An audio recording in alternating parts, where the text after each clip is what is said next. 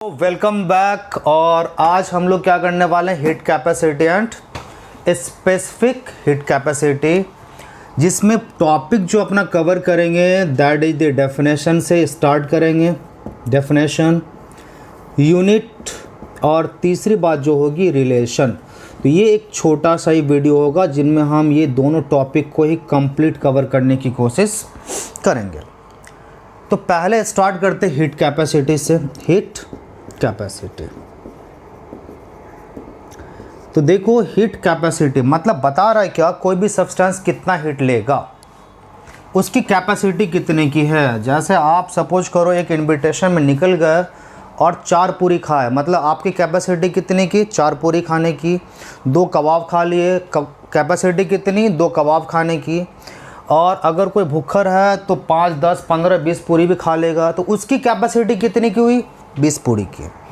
अभी यहाँ भी बात हो रही कैपेसिटी की, किसकी कैपेसिटी, हीट की, मतलब सब्सटेंस कितना हीट ले रहा है, इस बात को ये बता रहा है कि हमको इतना हीट चाहिए या इतना हीट रिक्वायर्ड है मेरे किसी पर्पज के लिए।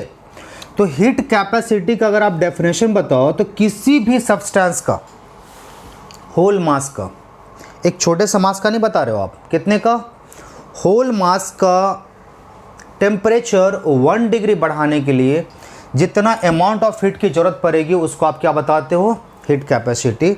सो अगर आप इसको मैथमेटिकली रिप्रेजेंट करो, C dash equals to Q by del T। C dash that means क्या बोलते हैं आप इसको, हीट कैपेसिटी, और Q मतलब amount of heat, amount of heat, और डेल T मतलब क्या हो जाएगा, change in temperature, change in temperature. तो अभी जो हम जिस टेम्परेचर की बात कर रहे हैं कितने का चेंज चाहिए, 1 डिग्री का चेंज चाहिए। तो इसके थ्रू देखो, मतलब मैथमेटिकली अगर आपने किसी को अरेंज कर लिया तो फिर आपके पास पूरा मिला के एक पूरा पिक्चर अपने आप क्लियर हो जाता है। हुआ क्या, तो अब आप क्या बताते हो, हीट चाहिए, और हीट किस बात के लिए चाहिए, टेम्परेचर को चेंज करनी है। मास की कोई बात नहीं हो रही, मतलब जितना मन उतना मास आप ले सकते हो, 1 kg भी ले सकते हो, 100 kg भी ले सकते हो, आपने टन भी ले सकते हो, जितना मन करे आप उतना ले सकते हो। लेकिन आप जितना भी लो पूरे का टेम्परेचर आपको इंक्रीज करनी है, कितना, बाय 1 डिग्री से। सो डेफिनेशन अगर आप लिख नहीं रहा हूँ मैं बता रहा हूँ, तो आप स्लो करके फिर इसको आराम से लिख भी सकते हो। So amount of heat required, क्योंकि हीट की बात हो रही थी। So amount of heat required to raise the temperature of whole mass of substance, मतलब आपने कितना सब्सटेंस ले रखा है इससे कोई मतलब नहीं है, आपने 1 kg है, 5 kg है, 20 kg है, कोई फ़र्क नहीं पड़ना है। लेकिन बात करेंगे किसकी, होल मास की। So amount of heat energy required to raise the temperature of whole mass of substance by 1 degree C is said to be the heat capacity of a substance। and mathematically अगर हमको represent करना हो, so heat capacity equals to, आपने क्या बोला, Q by del T। तो ये आपका सबसे क्रूशियल पॉइंट, आप सब कुछ भूल जाना, पूरा मिला के सिर्फ एक बात आपको याद रखना है, C dash equals to Q by del T। अगर ये याद है आप डेफिनेशन भी कर पाओगे, रिलेशन भी कर पाओगे एंड यूनिट भी कर पाओगे। अब यूनिट की बात कर लें तो हीट कैपेसिटी क्लियर, आपने बोल दिया कि हमको एक पर्टिकुलर अमाउंट ऑफ सब्सटेंस चाहिए, कितना, सॉरी, हमको एक सब्सटेंस चाहिए, कितना इसकी बात नहीं हो रही अभी, जितना मन आप उतना ले सकते हो, एंड उसका टेम्परेचर सिर्फ 1 डिग्री बढ़ाना है, और इस बात के लिए जितना हीट हमको लगना है उसको आप क्या बता रहे हो, हीट कैपेसिटी। अब अगर बात करें मैथमेटिकली तो हमने रिप्रेजेंट कर दिया, C dash equals to Q by del T। अब यूनिट की बात कर लेते हैं। यूनिट की अगर बात करो तो हीट के लिए आप क्या बोलते हो, joule, SS joule, and del T that means change in temperature. तो चेंज इन टेम्परेचर के लिए आप क्या बताते हो, केल्विन। सो जूल पर kelvin that will be the unit of heat capacity. तो ये आपके पास निकल गया हीट कैपेसिटी के लिए। अच्छा, अब देखो नेक्स्ट जो हम लोग पढ़ने वाले हैं, आज जो करने वाले हैं, that is the specific heat capacity.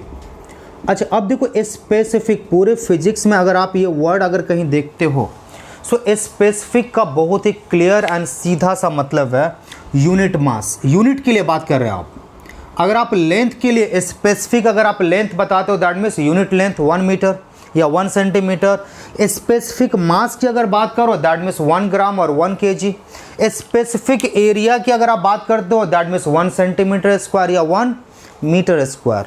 So specific का मतलब ही हो गया unit value, particular value, fixed value. अब देखो हीट कैपेसिटी में क्या थी, आपको हीट का रिक्वायर्ड था, टेम्परेचर 1 डिग्री बढ़ाने थी, लेकिन अब क्या हो गया उसमें थोड़ा सा एक एक्स्ट्रा वर्ड ऐड हुआ है, बाकी सारा वर्ड सेम है। हीट कैपेसिटी तो है मेरे पास, लेकिन ये जो हीट कैपेसिटी है कैसा है, स्पेसिफिक है। मतलब इस बार जो है आप बात करने वाले हो किसकी, फिक्स्ड वैल्यू की। आप जब हीट कैपेसिटी की बात कर रहे थे तो वहाँ हम लोगों ने मास को मेंशन नहीं किया था, लेकिन दिस टाइम जब हम स्पेसिफिक हीट कैपेसिटी की बात करने वाले हैं, इस बार मास हमको मेंशन करना पड़ेगा, फिक्स्ड मास की बात कर रहे हैं। तो मतलब जो डेफिनेशन था वही डेफिनेशन रखेंगे, कुछ भी चेंज नहीं। सिर्फ एक बात के अलावा आपने वहाँ मेंशन किया था क्या, हीट कैपेसिटी की। अगर मैं डेफिनेशन लिखूं तो अपना डेफिनेशन क्या होगा, देखो ज़रा सा मैं लिखता हूँ हीट कैपेसिटी की। तो आपने डेफिनेशन लिखा क्या, अमाउंट ऑफ हीट रिक्वायर्ड, लिख दिए amount of heat required to raise the temperature of, to raise the temperature of whole mass of substance, whole mass of substance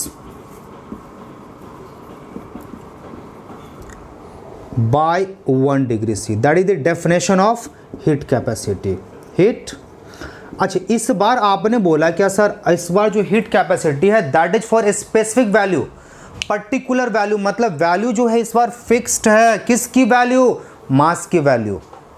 तो दैट मीन्स अपना definition क्या होगा, जो हमने लिखा है वही बात लिखेंगे, और जहाँ जहाँ हमने मास का जिक्र किया है उन सारे जगहों पे क्या करेंगे, यूनिट मास की बात करेंगे।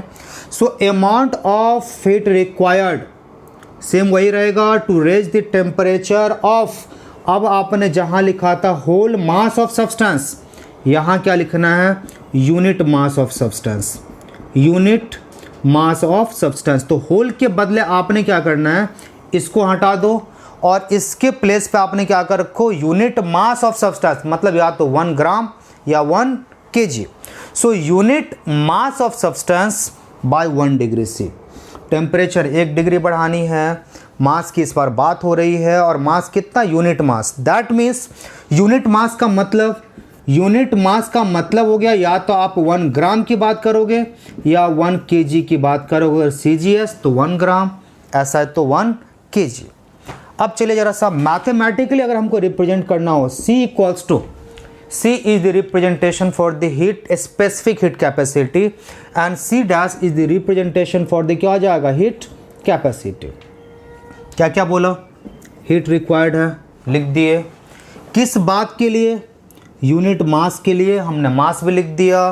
एंड कि फिर किसके लिए, for 1 degree rise in temperature, unit degree temperature बढ़ाने के लिए वो चाहिए, उसकी बात आप कर रहे थे। तो ये जो आपके पास निकल आया दैट इज क्या आ जाएगा, mathematical representation for the specific heat capacity. अब बात कर ले जरा सा पहले यूनिट की और फिर रिलेशन की। तो यूनिट की अगर बात करते हैं, ऐसा सिस्टम में अगर बात करो तो आपने क्या करना है, और एक ही सिस्टम में जनरली ऐसा में बात करते हैं हम, एक दिखा देते हैं फिर आप कर लोगे। हीट के लिए आप क्या यूनिट यूज करते हो, आप बोलोगे सर हीट के लिए जूल यूज करते हैं, लिख दिया हमने। मास के लिए क्या यूज करनी है, केजी, लिख दिया हमने। और टेम्परेचर के लिए क्या यूज करनी है, केल्विन, ये भी लिख दिया। सो दैट मीन्स अब आपका यूनिट क्या बना, जूल पर केजी पर kelvin, that is the unit of specific heat capacity. अगर आप हीट कैपेसिटी की बात करो तो यहाँ आपने क्या था, जूल पर kelvin is the unit of heat capacity. And सिर्फ आपने एक बात एक्स्ट्रा ऐड करा, देखो जूल मेरे पास है, केल्विन मेरे पास है, और एक्स्ट्रा आपने क्या ऐड किया, दैट इज द केजी, क्योंकि मास की बात हो रही थी, आपने मास को इंट्रोड्यूस कर दिया। अब जो है हम लोग क्या करें कि heat capacity and specific heat capacity related कैसे है एक दूसरे से, इसके बारे में ज़रा सा बात कर लेते हैं। सो वी हैव, अगर आप देखोगे तो heat capacity and specific heat capacity का रिलेशन आप आराम से फाइंड कर सकते हो। देखो हर एक टर्म्स का जो आप डेफिनेशन लिखते हो एग्जाम में भी, अगर उसका मैथमेटिकली फॉर्म अगर आपको आता है, कोशिश करो लिखने की। बात कर रहे थे क्या, रिलेशन की बात कर रहे थे, और किसके किसके बीच का relation, heat capacity and specific heat capacity की। चलिए ज़रा सा, तो स्पेसिफिक हीट कैपेसिटी मैथमेटिकली हमने क्या लिखा था, Q/m इंटू डेल टी, ये लिखा हुआ था। और अगर आप हीट कैपेसिटी की बात करो तो इसके लिए आप रिलेशन क्या लिखते हो, Q/डेल टी। तो मतलब अब देखकर आपको बहुत क्लियर हो गया है कि सर मेरे पास तो वैल्यू आ गया, तो हम लिख लेते ज़रा सा, C इक्वल्स टू Q/, या आप ऐसे लिख लो ना, 1/m इंटू Q/डेल टी। सर ये जो पोर्शन है Q/डेल T, this portion is equals to the heat capacity. तो क्या इस पूरे के बदले हम ये वैल्यू पुट कर दें? बोलूँगा हाँ सर बिल्कुल पुट कर सकते हैं, कौन रोकेगा। तो C इक्वल्स टू क्या हो गया, 1/m, और इनटू इस पूरे के लिए हमने क्या करना है, एक छोटा सा वैल्यू पुट कर देना है। What is that, C dash, हमने पुट कर दिया हीट कैपेसिटी।